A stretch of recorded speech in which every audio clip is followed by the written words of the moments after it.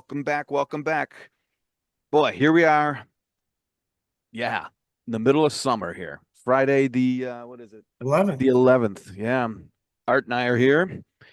Boy, yep, summertime in America. It's a good time. It was like humid today and everything up in Michigan. I did a little bit of perusing this morning to see if there's anything new in the industry. I didn't see Nothing. anything. How about you, Art? No. Um, I'm just browsing through it right now. Uh, yeah, I didn't Uh, see anything. I mean, nothing earth no. shattering, or I even think it's anything worth talking about. We got two people waiting. Oh, okay. Oh, fireflies, but I'm not letting fireflies in today. There's Yeah, some there. I don't see anything. Oh, the only thing that would be a crossover for us is kind of coming on to partner with um, mobile industrial robots for their CMAT 2025 robot launch. Yeah, that's a marketing thing, right? Or is that what is that? I did catch that, but I don't remember exactly what it is. The You know? MIR MC250 mobile cobot and the MIR 1200 pallet jack will make their Australian debut at the show, giving attendees an interactive experience of how these AI-powered systems are transforming logistics and production workflows. Well, we know that. Okay. Does it say Um, is Konica making the robot? it says here, we're proud to launch them in Australia in partnership with Konica Minolta and show how they can drive immediate impact for Australian businesses. Hmm. So I guess it's just a more developed about the around the logistics industry.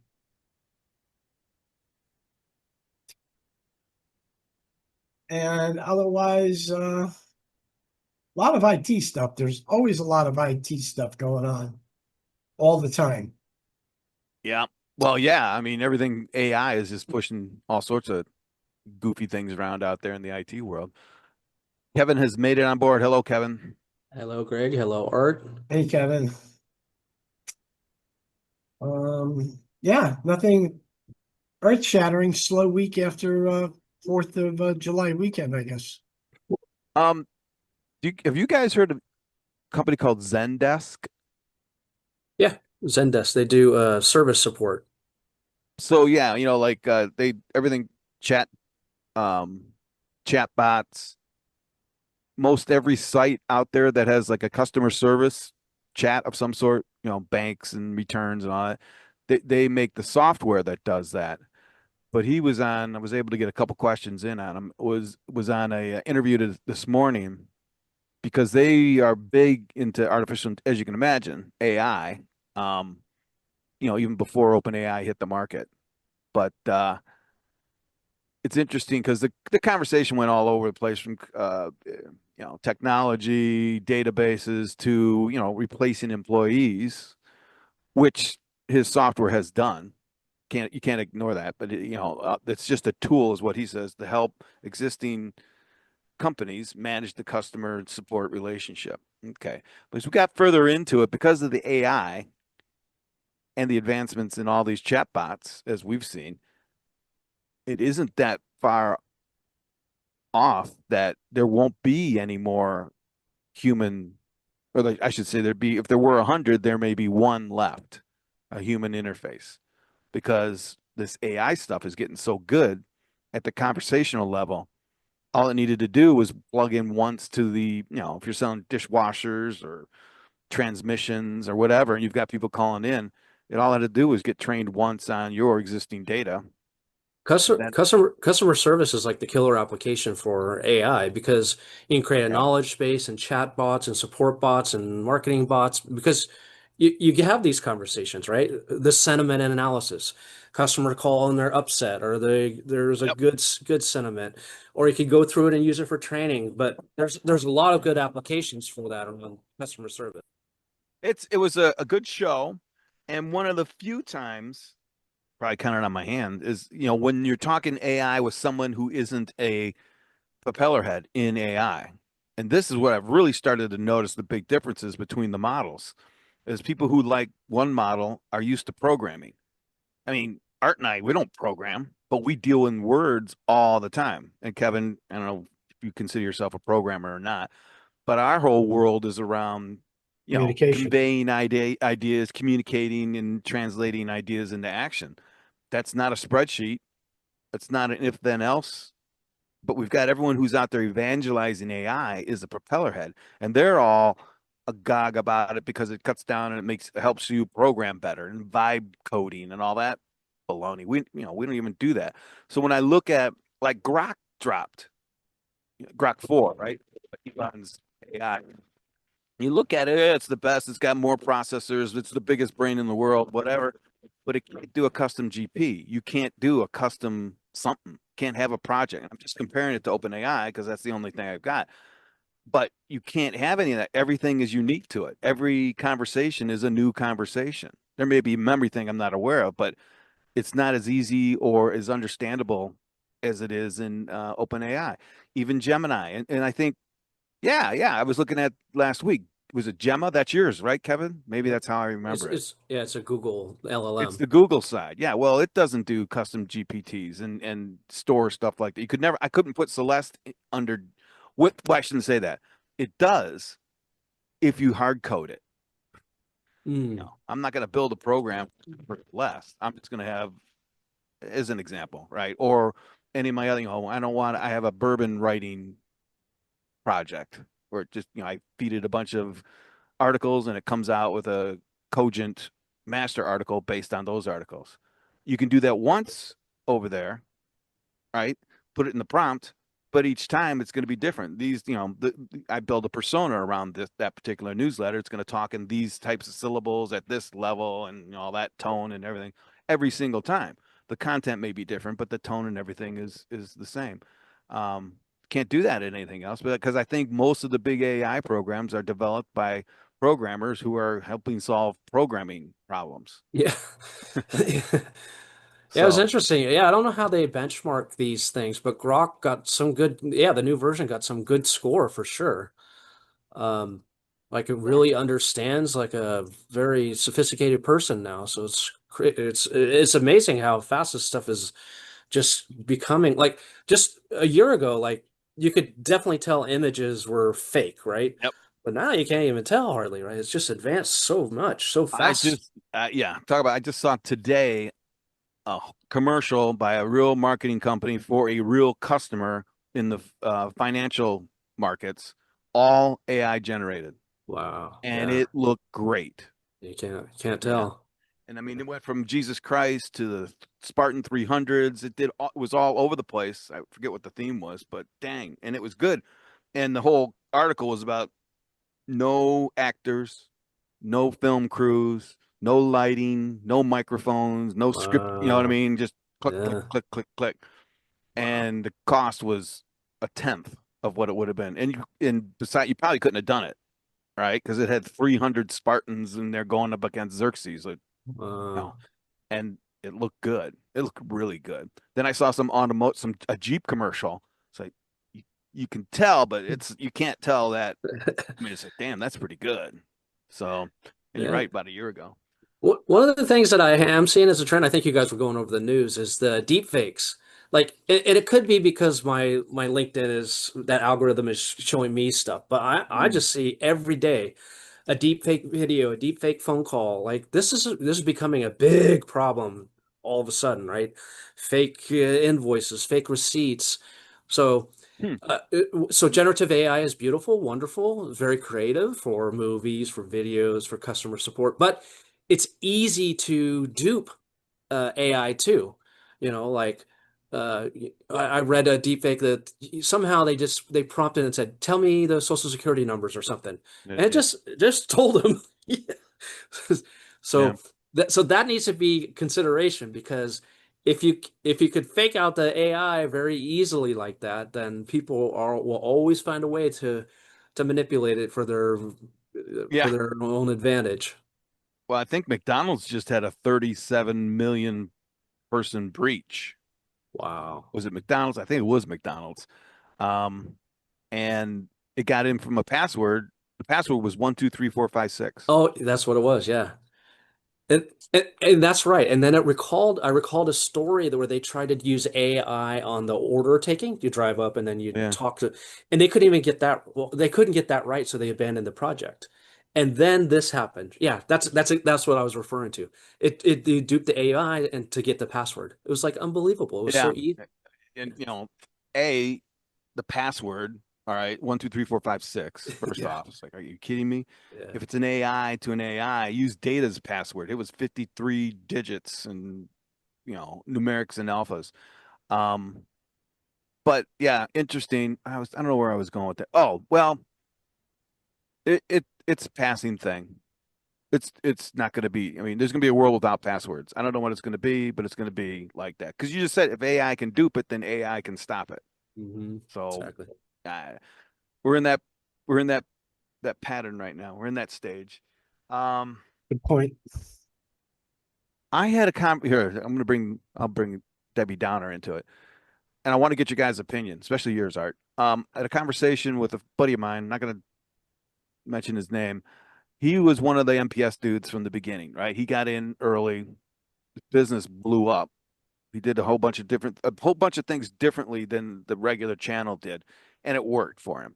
Um, I talked to him just the other day, and I guess a year ago he pretty much relogoed out of MPS, of management services, more Right. into just services.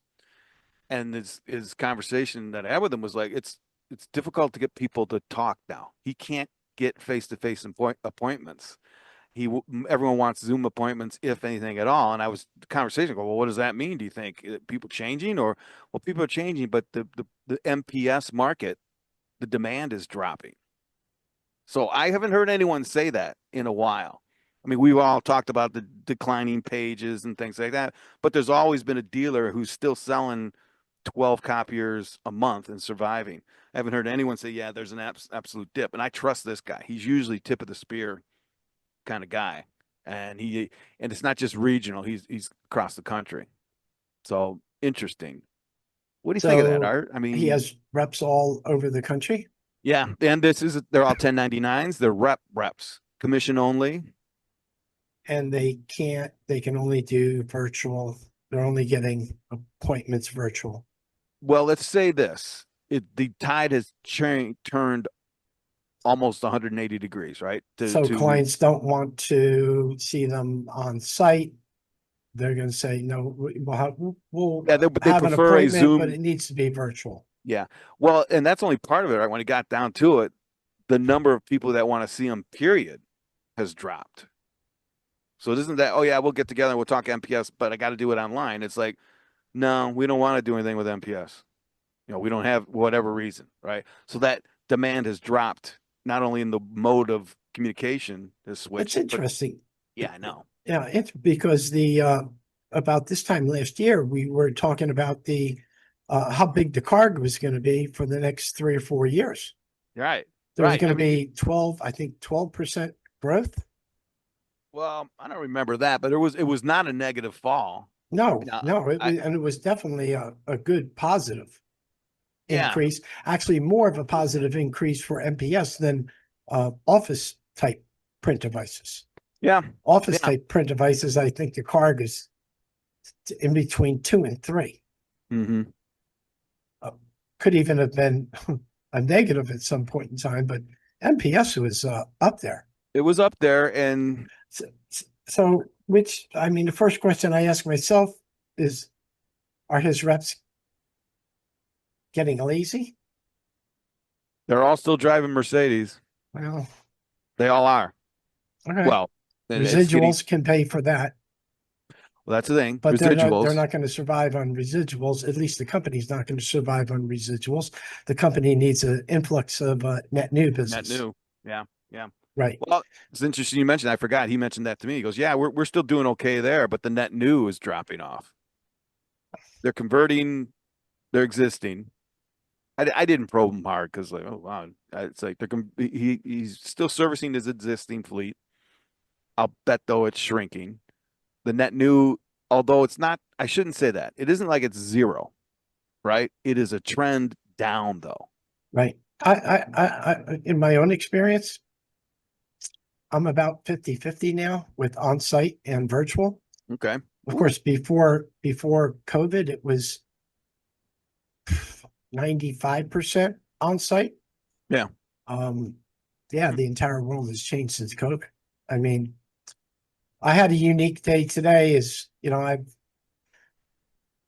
the last, I don't know, 3 to 5 weeks, I've been emailing, making phone calls. Hmm. I'm getting absolutely nowhere with phone calls. Actually, I hate making phone calls because you can hardly ever get through to anybody.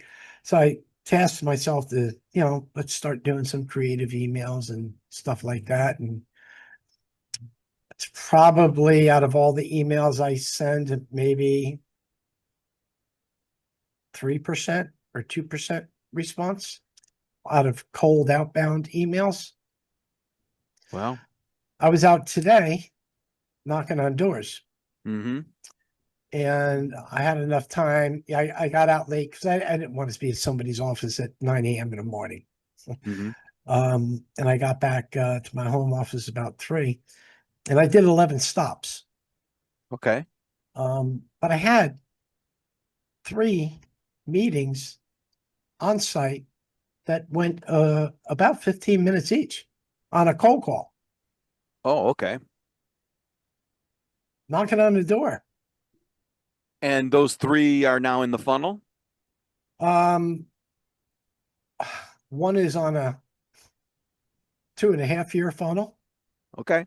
Right. One is on a 6 month funnel now, Okay. which they were not.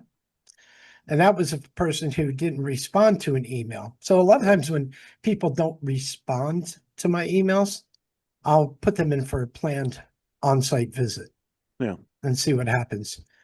And the third meeting, I really can't remember, but there was a third meeting. But there was definitely 3 15 to 20 minute talks about office equipment. Right. So that proves that it's effective just to be in person, 100%. right? Yeah. Yeah. Yeah. Yeah, no.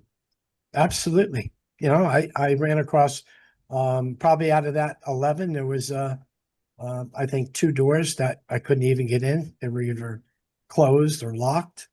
Um, but so that even brings it down. That means 33% of your if 11 goes down to 9 because they didn't open the door, or they weren't Right. there, then 33% of the stop-ins, um, you know, ended up in 15 to 20 minute meetings, which I tell you, I wouldn't have gotten anywhere with a phone call.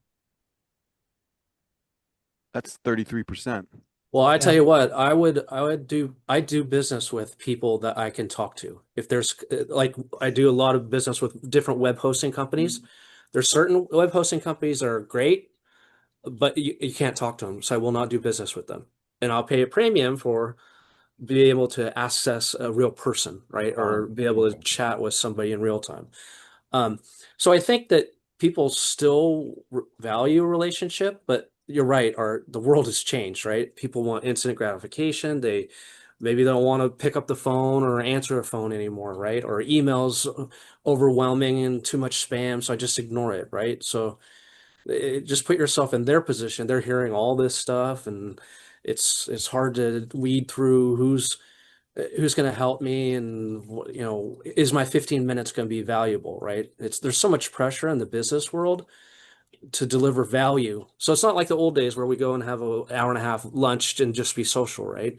There's got to be some kind of good outcome from that meeting, right? What are we going to talk about? What are we going to do? What's the action items? And anymore, like that's got to be, the focus of of a meeting. I only take meetings when, there's an agenda. This is what we're doing. This is what we want to do. It's not just, oh, let's call and, just shoot the stuff in the wind, right? So Right. everybody everybody's got to have It's been everybody's under pressure to do more with less. it's been on that That path is correct. since the three martini lunch went away. Yeah, yeah, I mean, yeah, seriously, right? yeah, I mean, if you look at through the 80s and the 90s, it's pretty lazy. You could have an hour and a half long hmm meetings internal. yeah, Everyone would agree it's a waste, but oh well. Everyone's yeah. still getting paid. You And know, the vendor would come in with their P card and buy the drinks and buy the lunch, yeah, and and do spiffs at the Yep. distributor and all that kind of stuff. yeah. Those and I think what happened, I think COVID may have had a, I don't know Hmm why, but like time matters. Right? I mean, and we look back, 'cause I think it was COVID. You worked at home. You didn't need to go to the 8 o'clock meeting, a 1 o'clock meeting, a all hands on deck Friday. You didn't have to do the 15-minute, 20-minute ad hoc meeting about something that didn't make any sense. Remember that email that came out or something? Well, thanks for the meeting that could have been an email, right?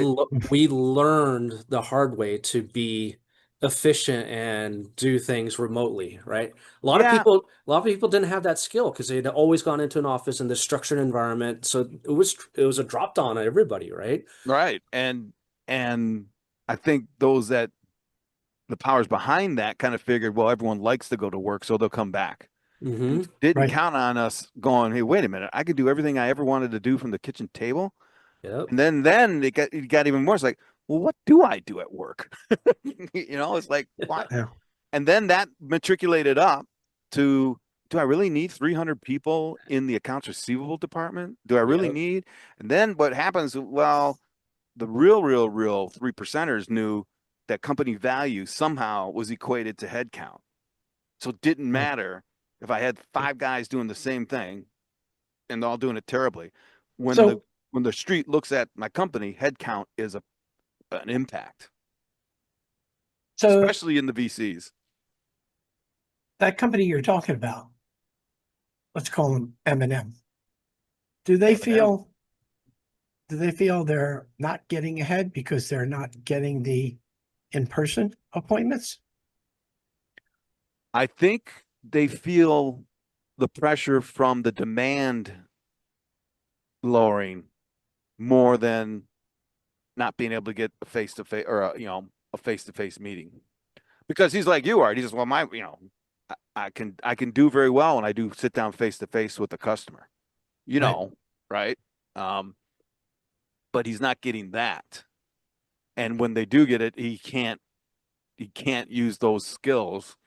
And you know what, they'll bond and rapport is that your fish on the wall kind of stuff. That doesn't you can't do it. There's no way. You can't. The law of commonality. Yeah, you can't. There's no charisma in a Zoom session. It's very difficult to translate, especially old school. Car salesman wouldn't be able to do it over a Zoom, right? It would look more Right. like a commercial. So you can't charm your way into different areas as easily.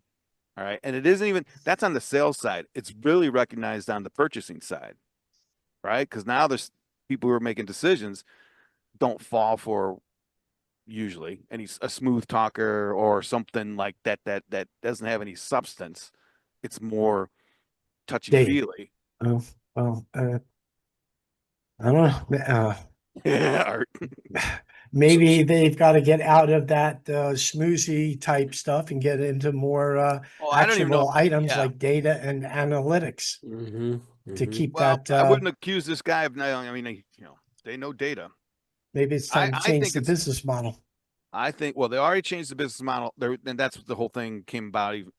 What about robots? Did you ever think about selling robots? So that's where that conversation went because they're looking to, like everyone else, diversify. It's just that, one of the very few times I've heard anyone, a decision maker at the top, say, I'm diversifying because this part of the business is going down. Period. So, okay. Whatever the reason, I have sucky salespeople. That's not it. Or marketing department doesn't work. That's not it because he doesn't have Well, one. shit, You that's know? been going on in our industry for some time. Office equipment dealers just selling copiers, moved to water, added water, or they added water and they added managed IT, or they added content. to their portfolio, because print is going down. Print is going to go away. Maybe not in our lifetime, but it's going to go away. Yeah, I don't think you can build a legacy on it anymore. I hope people would understand that. No, I actually had a conversation. I have a LinkedIn conversation today, Hmm. and I invited him to he's going to be on our show in a couple of weeks. And Kevin knows him very well. He was actually at the last Twain event, Oh, Okay, okay. Okay. November.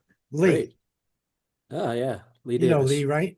Yep, Yeah, we had great. a conversation over scanning and scanning features, and asking me about RFPs that I see come across, and if any of them actually have requests for scanning. And I tell them what all the RFPs I see, um, most of them are hardware focused on print, Yeah, some paper on size, paper paper cut, speeds. Hmm. right, as their third party solution. But he asked me, are you actually seeing anybody who's requiring IDP or scan to cloud services in their RFPs or bids? Hmm. I told him I'm You not don't see it? seeing it. Okay.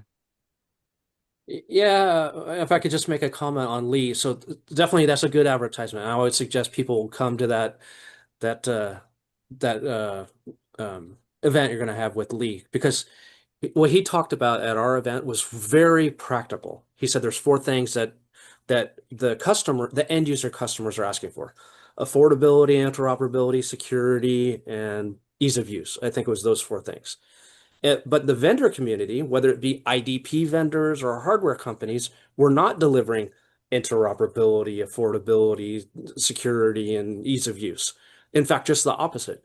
To scan a document, you had to do 15 clicks, and you had to learn this fancy IDP software, right? So are people asking for IDP?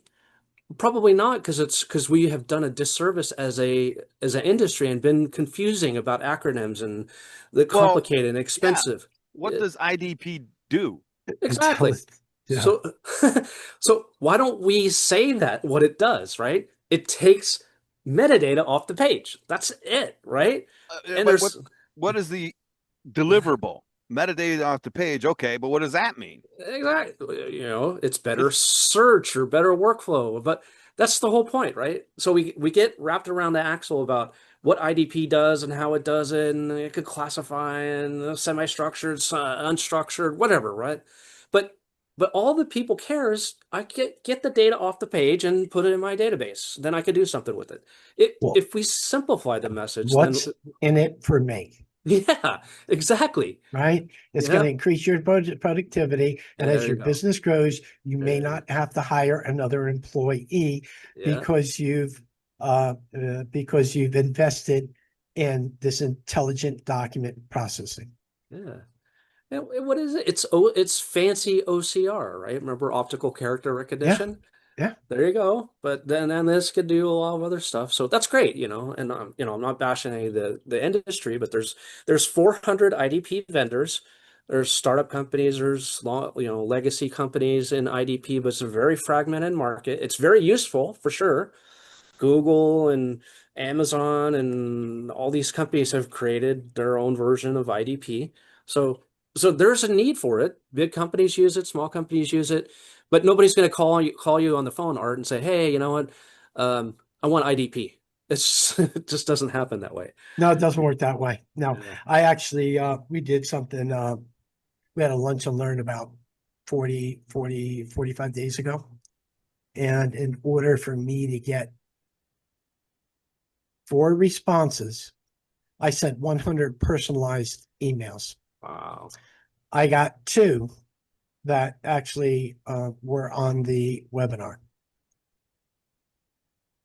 So I was the only sales rep that had 2 on that webinar. Out of all our salespeople, we probably got 15 of them. And there was only 2 other businesses on that call, so I had 50%. But again, I went with personalized emails and I used ChatGPT to give me a paragraph why this DocuWare would be, what, all right. Let's get back to Fab, right? Anybody remember Fab? Yeah, but I don't remember. Feature, advantage, benefit. Oh, no Most wonder I don't importantly, remember. benefit. So in my email asking them to, hey, we're gonna have lunch and learn, we're gonna send you a DoorDash card, but based on your industry, here's the benefits to your industry on what we're showing. So each email, I probably dealt with 5 or 6 different industries, so I had to do a chat GBT on each industry asking AI, what are the benefits for architects? What are the benefits for a manufacturer? What are the benefits for healthcare office? Right. So out of 100, it Mhm. it did get me 4. 2 of them couldn't make it on that day. 2 made it. So Because you delivered value in your message, right? correct. What's in it for me? How am I going to benefit from it? Correct. If you can clearly articulate that, then people will give you the time. You give Correct. you give the people an opportunity to make a choice, a Mhm. better choice. They still might not come in. I mean, you send Yeah, out then 100, oh, you know. come, sign up for our webinar. We're going to give you a $25 DoorDash, and it's about document management. Yeah. That's not going to Send get you 500 anywhere. of those out, and you're going to get none. You're going to get none. Yeah. Right. Yep. Yep. Right. That's the old days. Yeah. Get a So Well, I don't get a know, start. Kevin. I mean, we've been saying the same thing since 1988. Yeah. I Yeah. mean, you didn't sell computers, you sold what they did, but that didn't take hold in anything. It was Yeah. still the fastest, the cheapest. Okay, what's the cheapest? Okay, that's the cheap. They're all the same. Blah blah blah blah blah. And you fall into that. We've been trying to sell that since day one. can you imagine if all 15 reps followed that protocol with Well, the there's another feature, problem. advantage, benefit, and sent out a personalized email? How long did it take you to do that, Art? Took me probably over the course of 2 days. Okay. Well, would you say it took you 16 hours, or did it take you, Um, because you were doing other things, right? I mean, you're still selling and yeah, I would stuff. say 10 hours, Okay. at least 10 hours, because a lot of them I could just change the name and do a cut and paste because I had went to 5, 8 or 9 architects. I went to 5 or 6 manufacturing companies. But again, I went to all basically existing accounts, Hmm. accounts that basically know me. Ooh. But I guess all I'm trying to put across, if all 15 reps followed that type of protocol, instead of having 4 businesses on a call, you could have had, let's say 2, 15, 30 on the call. Now, if your close rate, right, is 2%, well, 2% of 4 is almost nothing, but 2% of 30 could be what? I Less than mean, nothing. maybe 1 One. One, one or Say where two. it would one. secure an order. There's a lot of dynamics in there, though, right? Just opening the funnel is good enough because then it goes into all that other decision making process to go down to a close. But yeah, you said something interesting though. Well, I guess where I was going with that, how long did it take you? Because that's a big argument, right? It's like, well, I don't pay my guys to work on the computer. You probably hear that a lot, right? But I wonder how much time is spent by the average salesperson in front of the CRM. I don't know. Does it take long to enter in what your activity at the end of the day? Some I don't peeps know. do it the end of the week. Some do it every 2 weeks if they can get away with it. Um, the newbies are probably doing it right away, Right. right? Um, it does take some time. I wrote an article earlier in the week about cold calling, and I'm just cold calling basically accounts that are in my CRM. Mm-hmm. I can't. So if I see a company that I've never seen before and I go, oh man, this is a engineering company, it would be fantastic. If I spent an entire day doing that, right? So Hmm. maybe I had all 8 hours to knock on doors and I could probably hit 20 companies in a day. Okay. That's going to take Okay. me almost an entire day to log everything into the CRM, because then you got to add an account that's not in the CRM, and the salespeople don't have that ability. So you got to wait for somebody else to enter it into the Oh, wow. CRM. Once they enter it into the CRM, then you've got to find the time to go back and enter the details, and then enter the follow up action. Oh, wow. I forgot about that. That's right. That companies don't want the reps even entering in net news because you'll end up with 50 of them or something like that, right? Of duplicates. So, Well, so you yeah, could, yeah, yeah. I mean, so you hand it in to somebody else who either checks against an existing database of some sort, is it an existing correct. customer, then get executive approval to enter it into the Right. CRM. And then the data that you've got to put in to that workflow to get it entered, the other person to enter it into the CRM. So think So then about all once that it's as a process, and then by the time that you finally get it in there and send the email a week later, that's, it was nice meeting you last week. All that momentum that you had and goodwill that you had created with the customer is lost, right? uh, But um Well, so yeah, that's almost entirely true, because if you do now if you do find a hot prospect, um you do want to get back to them as soon as possible. You don't Mhm. really want to wait a week. and they don't. You won't wait. Yeah. You're not going to put a hot prospect on a 7 to 10 day pause just to get it into the computer system. Well, Mhm. right. I'm going to just do whatever I have to do before it gets into the CRM and Yep. enter all my notes later. Mhm. But again, takes a lot of time working with that CRM and waiting for other things to happen so you can finish what you did. Yeah. Yeah. Well, I'm glad you brought. Your Can't mic hear cut you. out. Yeah. Your mic just went out. Here now. Yeah, there you go. Yeah, you must have kicked the wire. Probably did. All right. Um, so I can see a day where you would just enter in like the stuff you did in your LLM for Well, the custom or whatever. It's all in the LLM. And then it's filtered into, and I wouldn't even say a CRM. Your LLM is the CRM, Mhm. ASAP. But boy, that's true. Because if you had, oh wow, if you so had a now really good memory uh, system, I wow, had these 11 stops today, yeah, yeah, and I'm going to have to enter all of that data, right? hmm, yeah. At some point in time, I'm going to have to enter that data. So as a salesperson, you enter the bare minimum required. Mhm. Yeah, for accounts that are, you've got to identify whether they're a suspect or a prospect, Okay, right? And or if they're like uh, baseball scouts would rate players as NP, not a prospect, right. right? That if I see this is where it's a catch 22. Hmm. So if I cold called somebody new, if I went out and cold called somebody, let's say 20 accounts that I've never been to before, most likely 15 of them are going to be not a prospect. Maybe not, maybe half of them aren't going to be a prospect because you walked in, they had a small machine, or the door was locked and anything. So what's the Right. sense of putting the information in the CRM? But then management looks back at you and says, okay, well, you only did 10 calls that day. Why didn't That's you do right. 20?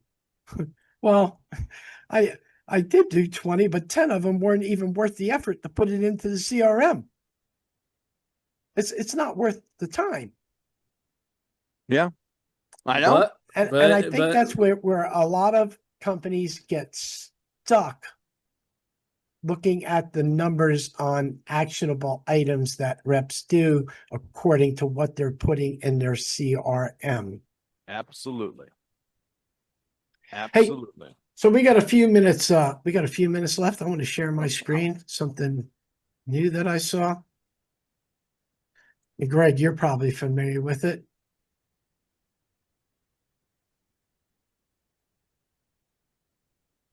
It might not be new, but this is the first time I saw it. Wrong screen, huh? No, I got the right screen up. No, I don't. R2. It says Zoom, right? Yeah, we could see a slide that says model R2. You guys Yeah, see a Model slide? R2. I don't see a slide. Did you see that, Greg? No. Let's try it again. Model R2. There it is. Yes. Is it big enough? Yeah, I Yeah. can see it. Yep. Yeah, they had this coming soon last time I looked a couple weeks ago. Pre-order, yeah. Yep. What do you think?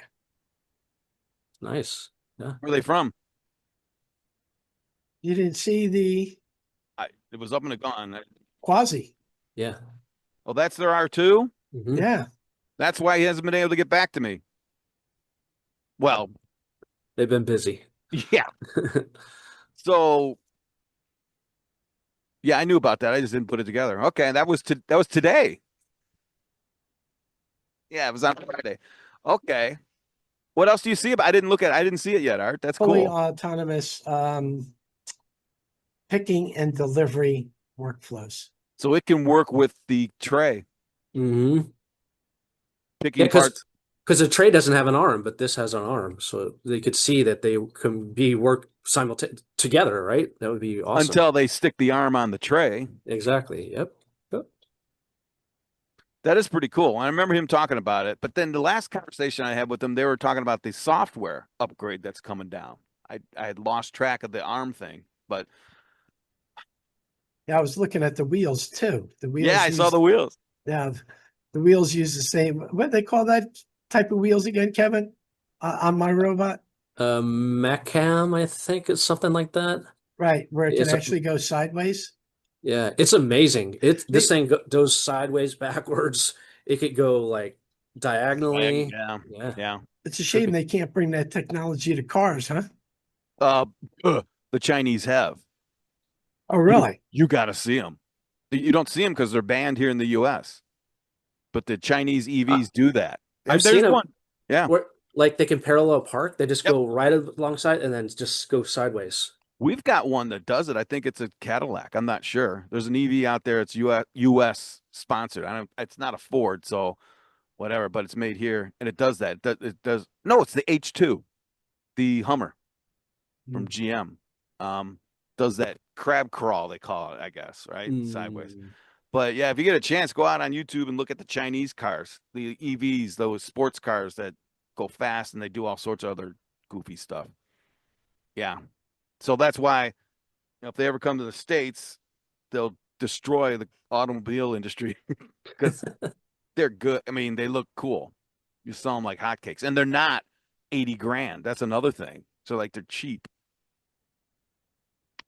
Anyway, yeah, I saw that. I forgot about that, Art. That's cool. That's cool. Um, well, while we're on the subject, so anything new with the show, Kevin? I think you guys were considering doing a live broadcast. I don't know if that's been Oh yeah, confirmed, yeah, yeah, but yeah, yeah, yeah, yeah. yeah. I mean, anything other than that that's come up that you got. Well, we're sincerely programming the robots, so I saw that. Yes. yeah, yeah, I'm very impressed with these robots. We've got a couple different versions. Art's got one that's very mobile, very fast. Can go sideways. It's got a camera on the top. It's got the Mhm. lidar, so it could do it autonomous. So these things are amazing out of the box. Yeah. And we got the humanoid, and it can move and dance. It has dance routines, and I'll put some more videos on LinkedIn. It's cool. But just the standard functionality is amazing, and there's a common theme that I'm seeing that it uses open source operating systems like Mhm. Ubuntu or Debian. So they use an open source operating system. Then they have an open source robotic operating system called ROS. ROS, and then there's a specific way to control the robots, with these, they call them servos, they're the motors. Uh, but what I'm finding is that there's a common kind of infrastructure for these things. So I think that, the uniqueness that we'll be able to bring to these things is going to be amazing. Like, we could do facial detection, and we could do take a picture, take a video, and embed it with the CTPA manifest. So I'm super excited. I got some of our engineers looking Well, at these things and considering how to do it, and they talk, and they have well, I you didn't know know that. yeah, they have a speaker, and they have microphones, and they could see, and it could detect colors. So there's all kinds of So amazing things. I've got a couple of questions. So, at least with my robot, right? Hmm. Can you actually, is it Bluetooth? Yes, Bluetooth Really? and Wi-Fi. Yep. Oh, So are there ports to add additional options? Like, Uh, could you, I guess you could, if it's Bluetooth, you could add a more powerful set of speakers. You can, yeah. And there's USB expansion board, so you could plug in USB or do oh, Bluetooth. These are developers kits, so that's exactly the wide intention. open. Is there's additional ports that aren't being Oh, used right wow. now for future expansion, and that's what they've done. They gave you a little platform, and then they took like off the shelf. The screen is not something they made. And the Right. speakers are not, and they just put these things together, and it's a kit that you could do stuff. So yeah, you could put a boombox on there if you want to, Art. So maybe at the show we'll do something really cool, and whatever music people like, you can have it play the music for you, and the robots dance to that, and they could they're very flexible and stuff.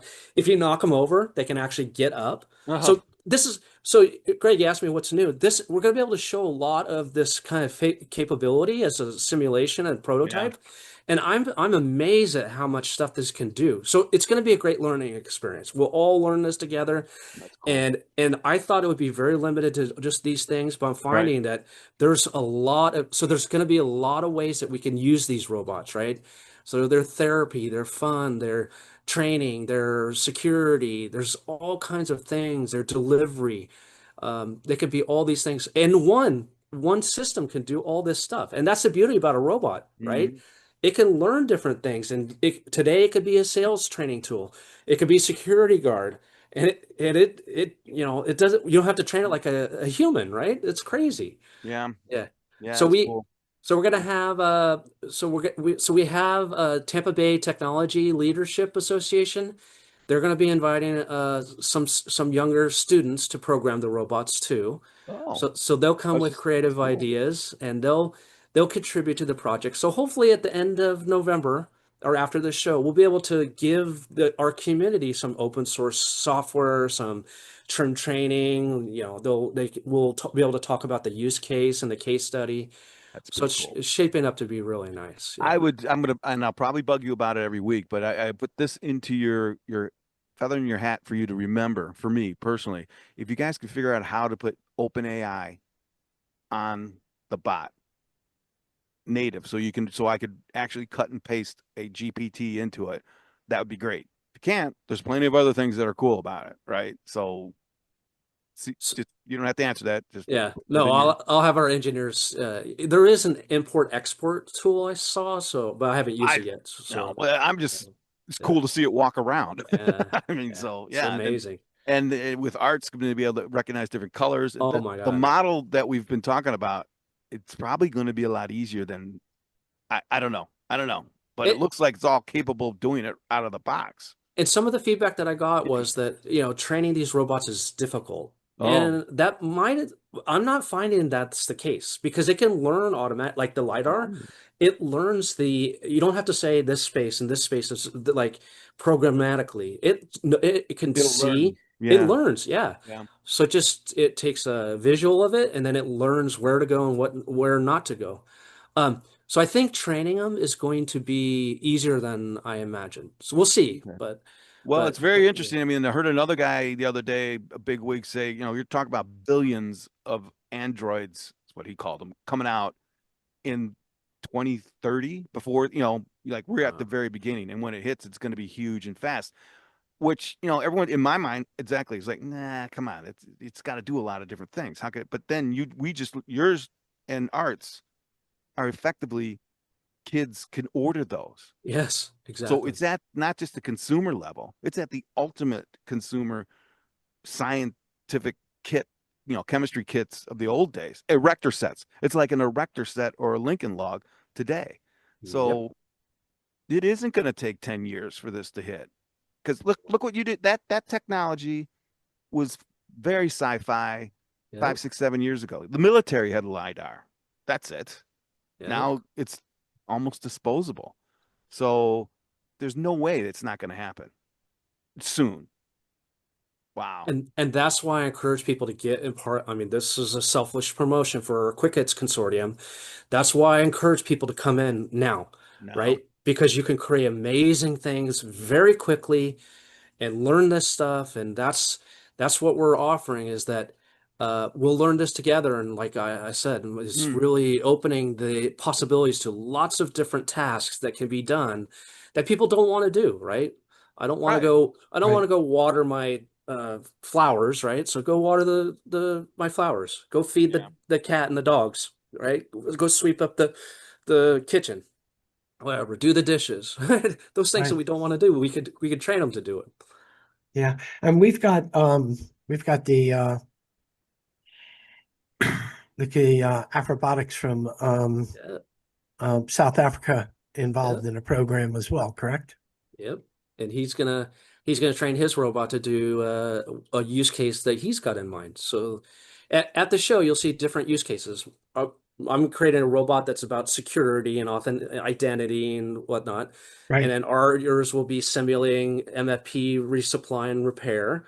And then the Afro Robotics guy will have his use case, and then we'll have a couple other use cases too. So you'll see that all these things can be done with different robots, and they could all be put together even, you know. Yeah. So you get this, you want a security one and MFB and all together, but we'll be able to, you could talk to them and interact with them. So we'll have a really good time, but also a great learning What would be experience. cool is if you make them work together, Yeah, yeah. right? Hmm. So maybe Art's robot picks up the little man robot and puts it on the desk, and the little man robot can walk around the desk and pick up something, and then the Art's robot could pick it both up and then have it deliver or stuff like that. Goofy stuff. Yes, Maybe yes. they can even talk to each other They can. in their own Wow. robot language. It's all possible. I'm not a hardcore programmer, but even I've read through the technical docs and I know conceptually how to do it. So it's not complicated like people might want to think. It's actually very exciting. Yeah. It's huge. Very And then exciting. did we decide is what we're doing, Art? Is that solid enough to talk about it or not? Mm, Okay, I don't know. let's wait till next week. Yeah, let's There you wait go. till next week. There you go. It's interesting. Yeah, very interesting. All right. So, everyone, we've reached that witching hour. It is a little bit after 5 o'clock. We started a little bit late today. Um, we wanted to thank you for tuning in. Be sure to tune in next week. We'll be on. Of course, Greg Walters, our leads off the show and does a great job at it. And Kevin, our guru of tech and programming. And we're grateful that you watch the show and come back next week because I think we're going to have some additional news about another POC, another OEM that's getting involved with us for the consortium, and I think probably another dealer. So we're rocking and rolling. Hit us up next week. We'll be on at 4 o'clock next Friday. Thanks, everyone. Thank you.